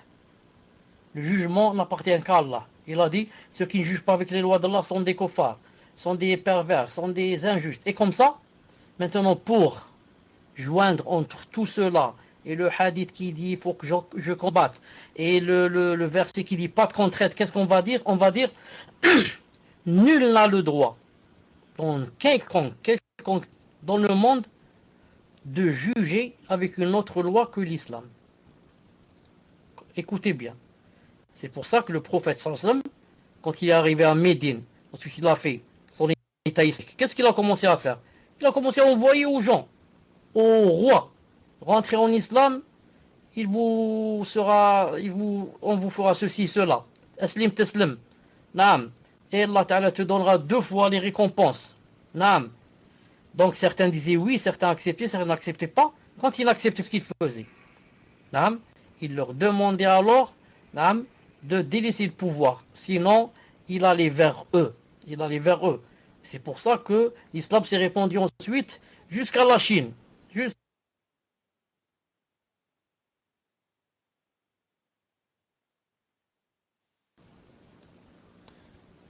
Non. Ensuite, l'islam, comme j'ai dit, s'est répandu jusqu'à la Chine, ce qu'on appelle le futuhat. Est-ce que quelqu'un peut me dire en français comment ça s'appelle, futuhat? Je connaissais le mot, je l'ai oublié. Futuhat, c'est les batailles. Non, pas les batailles. Non, ça a un autre nom. Le futuhat, les conquêtes. Barakallahu fik, les conquêtes. Non, conquérir, les conquêtes. Al-Muhim. Donc, je combats, il m'a été ordonné de combattre les gens jusqu'à ce que S'il dit La ilaha illallah Muhammad Rasulullah, Alhamdulillah. Naam. S'il ne dit pas maintenant, je ne peux pas le forcer à ce qu'il dise. Car Allah Ta'ala dit dans le Coran, il n'y a pas de contrainte dans la religion. Pas de contrainte dans la religion. Je ne peux pas forcer à quelqu'un, je lui dis, rentre de force dans l'islam. Alors qu'est-ce que je lui dis alors? Je lui dis, puisque tu ne veux pas rentrer dans l'islam, ma'alish, tu es libre, écarte-toi de la gouvernance. Ne gouverne pas. Attends, je vais mettre quelqu'un, un musulman, qui va gouverner, et toi tu es libre. Tu vis sous la protection des musulmans, et rien ne te va manquer, tu payes seulement l'impôt, bi'idnillahi ta'ala. J'espère que cette fois, c'est clair, bi'idnillahi ta'ala. Tfadal. Question suivante. Question d'un frère. Qu'Allah soit bienfaisant envers vous, Yeshir, ainsi qu'aux admins. Est-ce que le fait d'avoir une quelconque relation avec les djinns et d'avoir en même temps la certitude que seul Allah mérite d'être adoré, invoqué et toutes les autres formes d'adoration fait quand même de nous un mushrik? En d'autres termes, quel est le jugement de celui qui croit fermement que seul Allah mérite toute forme d'adoration, mais qui a en parallèle une interaction avec les djinns? Est-ce qu'il est mushrik? Barakallahu fikum, cher. Tfadal, cher. Qu'est-ce qu'il veut dire par interaction? J'ai pas compris.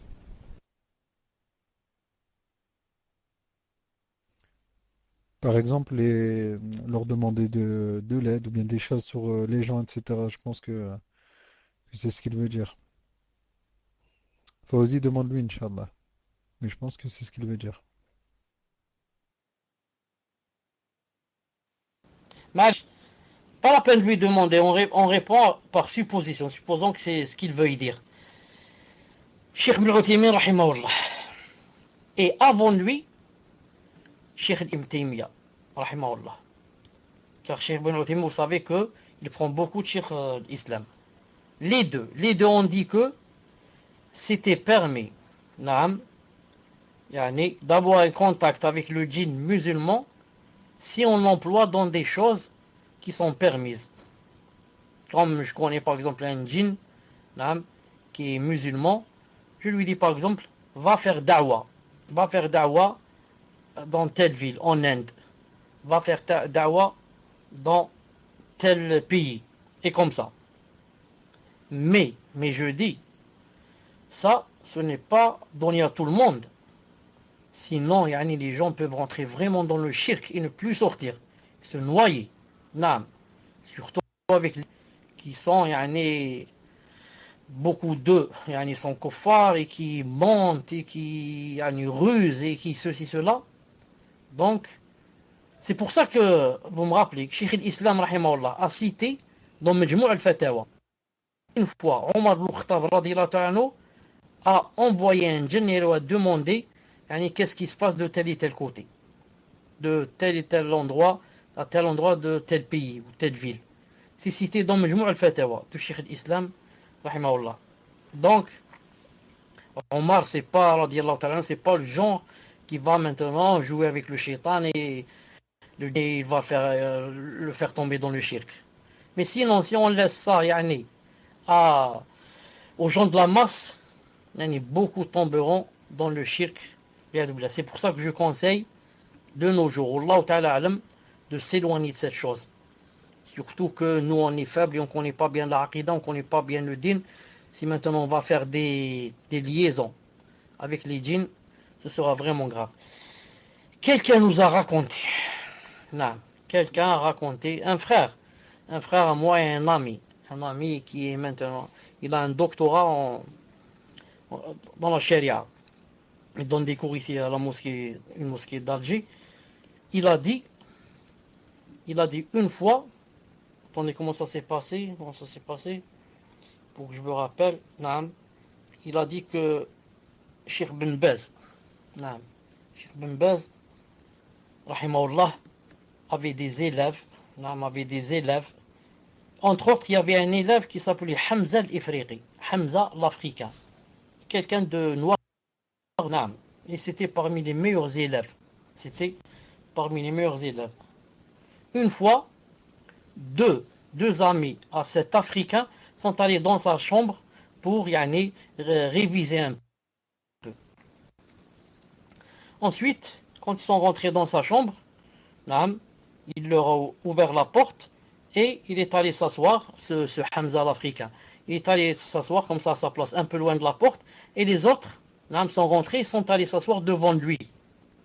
Alors lui, il a cru qu'il avait fermé la porte, qu'ils avaient fermé la porte.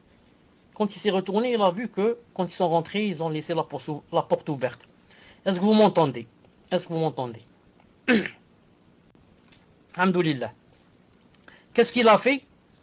Lui, Hamza, qu'est-ce qu'il a fait? Quand il a vu la porte ouverte et elle était loin, à 2 ou 3 mètres de lui, il a tendu sa main de sa place. Et sa main a commencé à s'allonger, 3 ou 4 mètres, et a fermé la porte. Ensuite, elle est revenue à sa place, sa main, elle s'est, rétrécie, revenue à sa place. Les autres ont eu peur, les deux. C'est un récit véridique, ce que je suis en train de vous dire. Naam. Ensuite, les deux ont eu peur. Naam. Ils ont dit, qu'est-ce qu'ils ont fait? Ils n'ont pas montré à cette personne. Ils ont révisé avec lui. Ils ont terminé. Ils sont allés voir Cheikh Ben Baz. Rahimahullah, le lendemain peut-être, ou ce jour-là, ils lui ont raconté. Ils lui ont raconté. Naam. Et il l'a appelé. Il lui a fait appel. Il lui a dit, viens. Il était seul avec lui. Seul avec lui. Il lui a dit, voilà, qu'est-ce qui s'est passé hier? Il y a deux étudiants qui sont venus chez toi. Et voilà, ils disent que ta main s'est allongée comme ça. Elle est devenue longue de 3 ou 4 mètres. Tu as fermé la porte. C'est quoi ça? Ensuite, l'autre lui a dit, ya Cheikh, je vous aime beaucoup. Je vais vous raconter un secret, mais vous avez de ne pas le raconter. Le Cheikh lui a dit, d'accord, raconte. Il lui a dit, voilà, je suis un djinn. Je suis un djinn qui assiste à vos cours depuis tant et tant d'années. Je ne sais pas, 10 ou 15 ou 20 ans. Et hier, je y ai sans faire exprès. Alors, j'ai pris la forme de djinn et ma main, je l'ai tendue comme ça, mais je regrette ce que j'ai fait. Et le cheikh lui a dit, moi je te dis la vérité, maintenant que tu as fait comme ça, tu as fait peur à ces deux élèves, et maintenant ils ont à avoir peur, et je sais pas, il peut leur arriver des choses, et maintenant ils vont raconter des choses, et ça va propager, ça va faire beaucoup de fitna. Je te demande par Allah subhanahu wa ta'ala qui t'a créé, de quitter les cours, barakallahu fik. Ensuite, il a dit que cette personne, s'est levé, s'est excusé et dit d'accord, donc je laisse ce que j'ai fait, barakallahu fik pour vos doros, etc. Et depuis ce jour, il n'a plus donné signe de vie. Ça, c'est un récit véridique rapporté par un frère que je connais bien qui a vécu en Arabie Saoudite. Tfadal. Allah yahdik, ta'amallah. Question suivante. Qu'Allah vous raffermisse dans cette da'wa salafiyya, c'est qu'une personne qui était musulmane qui a fait le hajj. Salam alaikum. Est-ce que vous m'entendez? J'étais déconnecté. Donc, comme a dit le frère Ta'amallah, attention aux portes. Attention à vos portes. Que chacun ferme sa porte de sa propre main. Et ne commencez pas à faire des problèmes. Ne commencez pas à nous faire des problèmes dans le salon. Que chacun ferme sa porte avec sa main, Inch'Allah Ta'ala. Et que les djinns qui sont avec nous, qu'ils, Inch'Allah Ta'ala, nous quittent. Et nous laissent faire des cours, Inch'Allah Ta'ala. Tfadlal.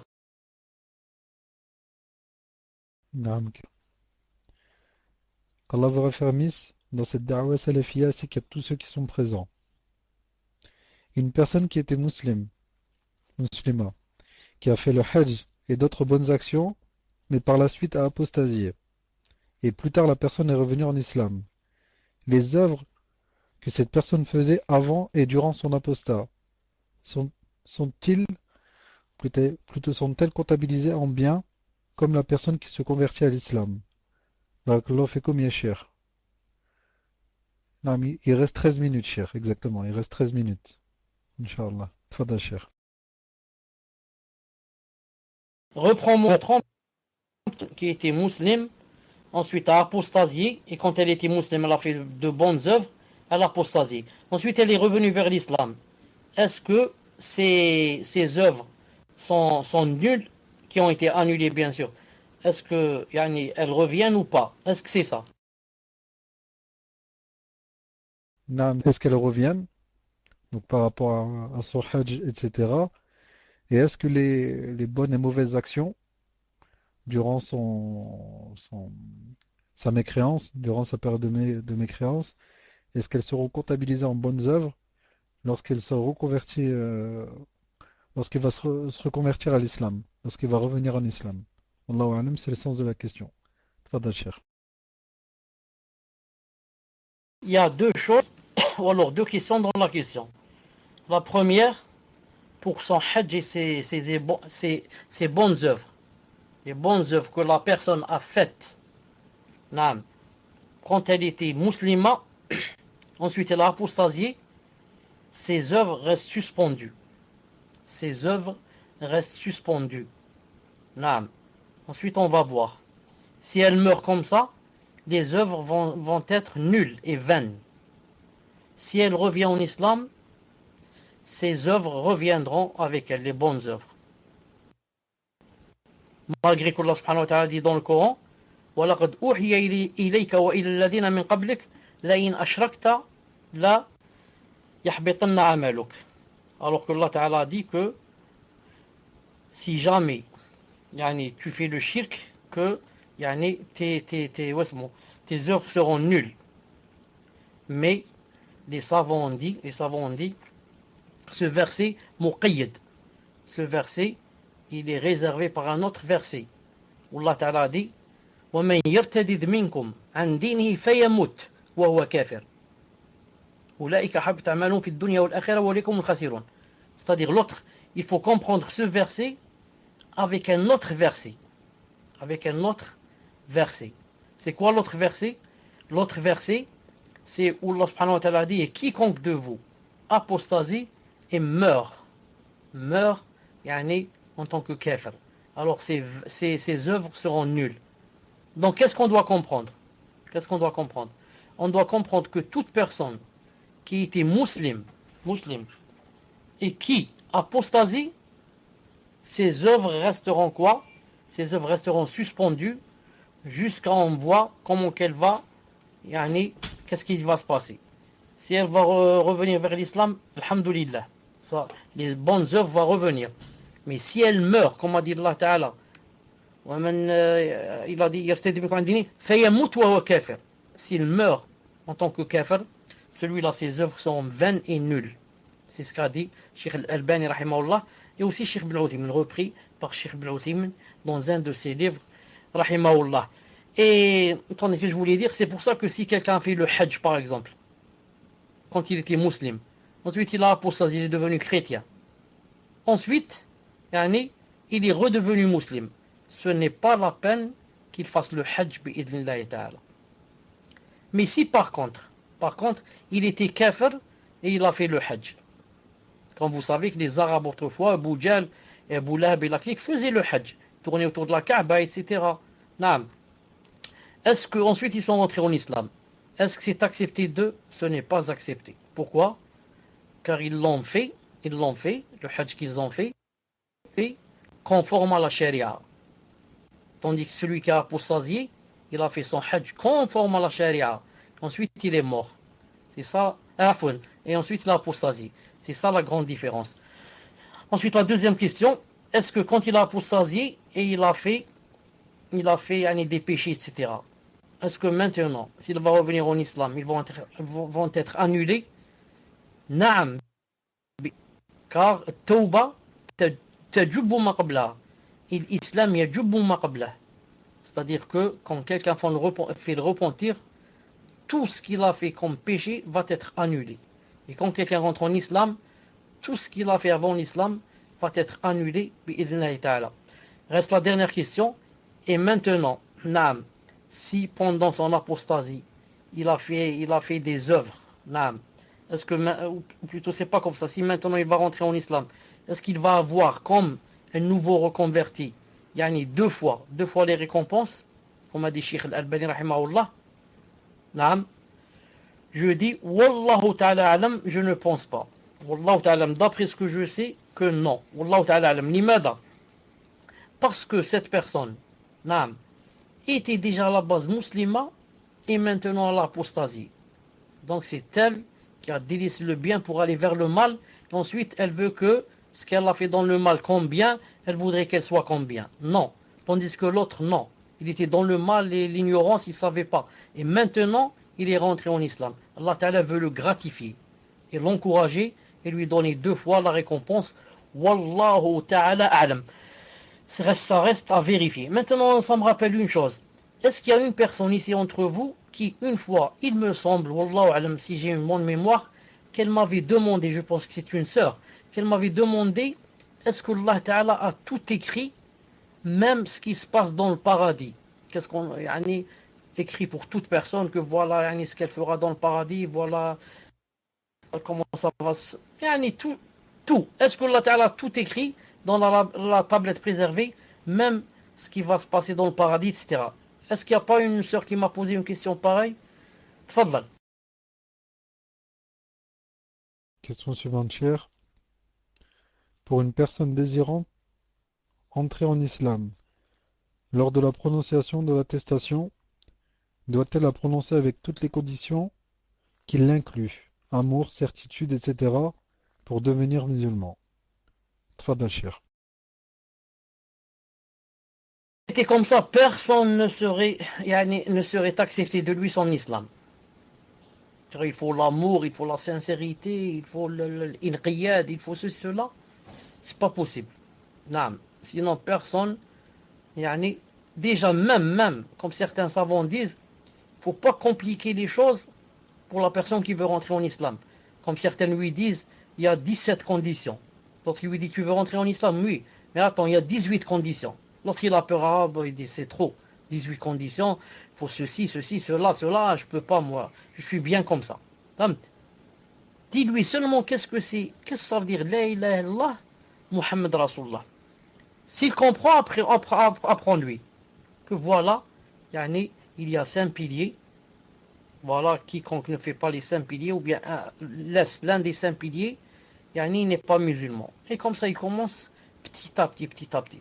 Mais si maintenant, le premier jour, tu dois lui dire, voilà, pour rentrer en islam, il y a 18 conditions, je ne sais pas quoi, tu vas lui faire peur, il ne va pas rentrer. Naam, tfadlal. C'est comme chez les juifs.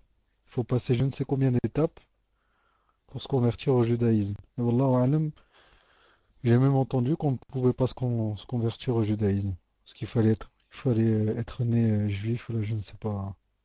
Un moulin, il faut 6 ans. Non, alam, c'est une mission impossible. Question suivante, question d'une sœur. Ma question concerne le tawhid de la seigneurie. Celui qui dit l'attestation de foi avec sincérité mais n'effectue pas d'acte d'adoration, font-ils partie des gens qui entreront au paradis par rapport au hadith qui dit que celui qui a dit la shahada rentrera au paradis? Barakallahu fikum, cher, pour votre réponse. Tfadal, cher. Afwan, j'étais un peu occupé. Si tu peux répéter la question, barakallahu fik. Naam, cher, je vous la répète, Inch'Allah. Question d'une sœur. Ma question concerne le tawhid de la seigneurie. Celui qui dit l'attestation de foi avec sincérité mais n'effectue pas d'acte d'adoration,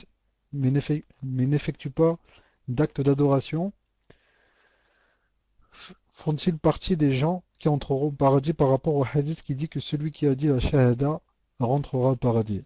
Barakallahu fikum, cher, pour votre réponse. Tfadal, cher. Il reste, Inch'Allah, 3 minutes. La question que vient de poser la sœur, aussi facile qu'elle puisse paraître, est très difficile. Pourquoi? Parce qu'elle parle d'une chose qu'on appelle, ou bien que les savants appellent, هل ترك جنس العمل هل ترك جنس العمل هل ترك جنس العمل يكفر به صاحبه أم لا. نعم. D'ailleurs, comme dit Cheikh Rabi Hafidallah, il dit c'est même inconcevable que quelqu'un, par exemple, reconnaisse et fasse l'attestation les deux, ensuite, il ne fait rien. C'est inconcevable. Yani, il ne fait rien. Jamais il dit Alhamdulillah. Jamais il dit Subhanallah. Jamais il dit Barakallahu fikum. Naam. Jamais il dit Allahu Akbar. Subhanallah, Alhamdulillah, Allahu Akbar. Dans sa vie, il n'a jamais dit ça. Naam. Jamais il n'a donné un centime, pas un euro. Un centime, fi sabillah. Jamais il n'a aidé quelqu'un, ne serait-ce que lui tenir sa canne, comme ça, juste 2 secondes. Cheikh Rabi' Hafidullah dit, c'est inconcevable. Non, de dire qu'il y a des djinns c'est l'amal, on ne peut même pas le concevoir, pour dire qu'il y a des gens qui ne le font pas. Mais, je dis, comme a dit le prophète sallallahu alayhi wa sallam, que quiconque, sa dernière phrase, c'est La ilaha illallah Muhammad Rasulullah, il rentrera au paradis. Quiconque était mouahid dans cette vie, avait dit La ilaha illallah Muhammad Rasulullah, avait compris le sens, et avait fait ce qu'il pouvait, comme œuvre, ce qu'il pouvait, naam, et n'a pas annulé, c'est très important, n'a pas annulé les 2 attestations. Celui-là rentrera au paradis, même s'il passera par l'enfer, même si peut-être il passera par l'enfer. C'est pour ça que, comme a dit, qu'est-ce que je voulais dire, passera par l'enfer. Donc j'ai oublié ce que j'ai voulu dire. Que quiconque qui n'annule pas. Voilà ce que je voulais dire, c'est que dans le prochain cours, non pas le prochain cours, peut-être dans le deuxième cours qui va venir après, il y aura les annulatifs des deux attestations. C'est très important, Inch'Allah Ta'ala. Naam. Tfadal, une dernière question. Naam, cher, donc, je voulais donc une dernière question, Inch'Allah. Question d'une sœur. Hafizakumullah, une sœur du Minhaj est étudiante en Master 1 en droit des entreprises. Il y a 4 ans, quand elle a commencé ses études, elle s'était renseignée auprès d'un imam qui lui avait dit que c'était permis dès lors qu'elle ne prenait pas les lois des hommes comme supérieures à celles d'Allah Ta'ala. Mais quand elle a connu le Minhaj il y a 2 ans, elle s'est rendue compte que cet imam suivait le Minhaj Ikhwani. Donc elle aimerait savoir quel est le hukm des études de droit, Inch'Allah, barakallahu fikum, assalamu alaikum. Tfadal cher. Non, mais n'oubliez pas, comme le frère Fawzi vient de le dire, Inch'Allah, cette nuit, on recule d'1 heure. Donc à 3 heures, il sera 2 heures. Et donc ça inclut que pour les prochains cours, Inch'Allah, il n'y aura plus de décalage horaire avec le shir. On sera à la même heure du bled. Donc Inch'Allah, surtout shir, si vous changez les heures des cours, etc., annoncez-le sur le site et sur Twitter, Inch'Allah, barakallahu fikum, tfadal cher. Naam, je suis en train de penser à c'était quoi la question. Naam, si tu peux me donner un mot. C'est quoi la question? Naam, le droit. Wallahi, celui qui a étudié le droit, voilà, celui qui étudie le droit, مسكين هذا مسكين. نعم, مسكين, normalement, يعني, enfin, peut-être qu'il n'était pas sur la droiture. طيب. Je dis pourquoi ne pas étudier le droit? Parce qu'après tu vas travailler avec. Non. Et ce sera plein de jugements qui ne sont pas avec les lois d'Allah subhanahu wa ta'ala. C'est vrai. Surtout. Voilà, non. Surtout, celui qui va faire avocat. Là, ce sera vraiment très grave. Sauf si vraiment, yani, il ne juge que pour les affaires qui sont yani, adéquates avec la charia. Et toutes les autres affaires, il les rejette. Car comme vous savez, l'avocat sait que son client a tué quelqu'un et il vient et il le défend, il dit qu'il est innocent et il jure même par Allah, il jure à sa place. Je jure par Allah que c'est quelqu'un de très connu, que que c'est quelqu'un de fiable et de confiance, etc., et qu'il ne l'a pas fait exprès, ceci, cela, alors que l'autre l'a fait exprès, il a assassiné une autre personne. A'udhu billah. Donc, le droit, c'est difficile de nos jours. Sauf si quelqu'un veut l'étudier juste pour le connaître, pour savoir où sont les erreurs, où sont les fautes. Car ça a un rapport avec la charia. Naam. Il y a beaucoup de lois qui sont contraires à la charia. Donc si cette personne sera contrainte de travailler, donc qu'elle prenne garde pour que elle ne fasse pas quelque chose, elle ne prenne pas une décision ou fasse un rapport, je ne sais pas quoi, qui sera contraire à la charia. Naam. Voilà, Inch'Allah Ta'ala pour aujourd'hui. Subhanakallahumma bihamdik, ashhadu an la ilaha illa ant, astaghfiruka wa atubu ilayk.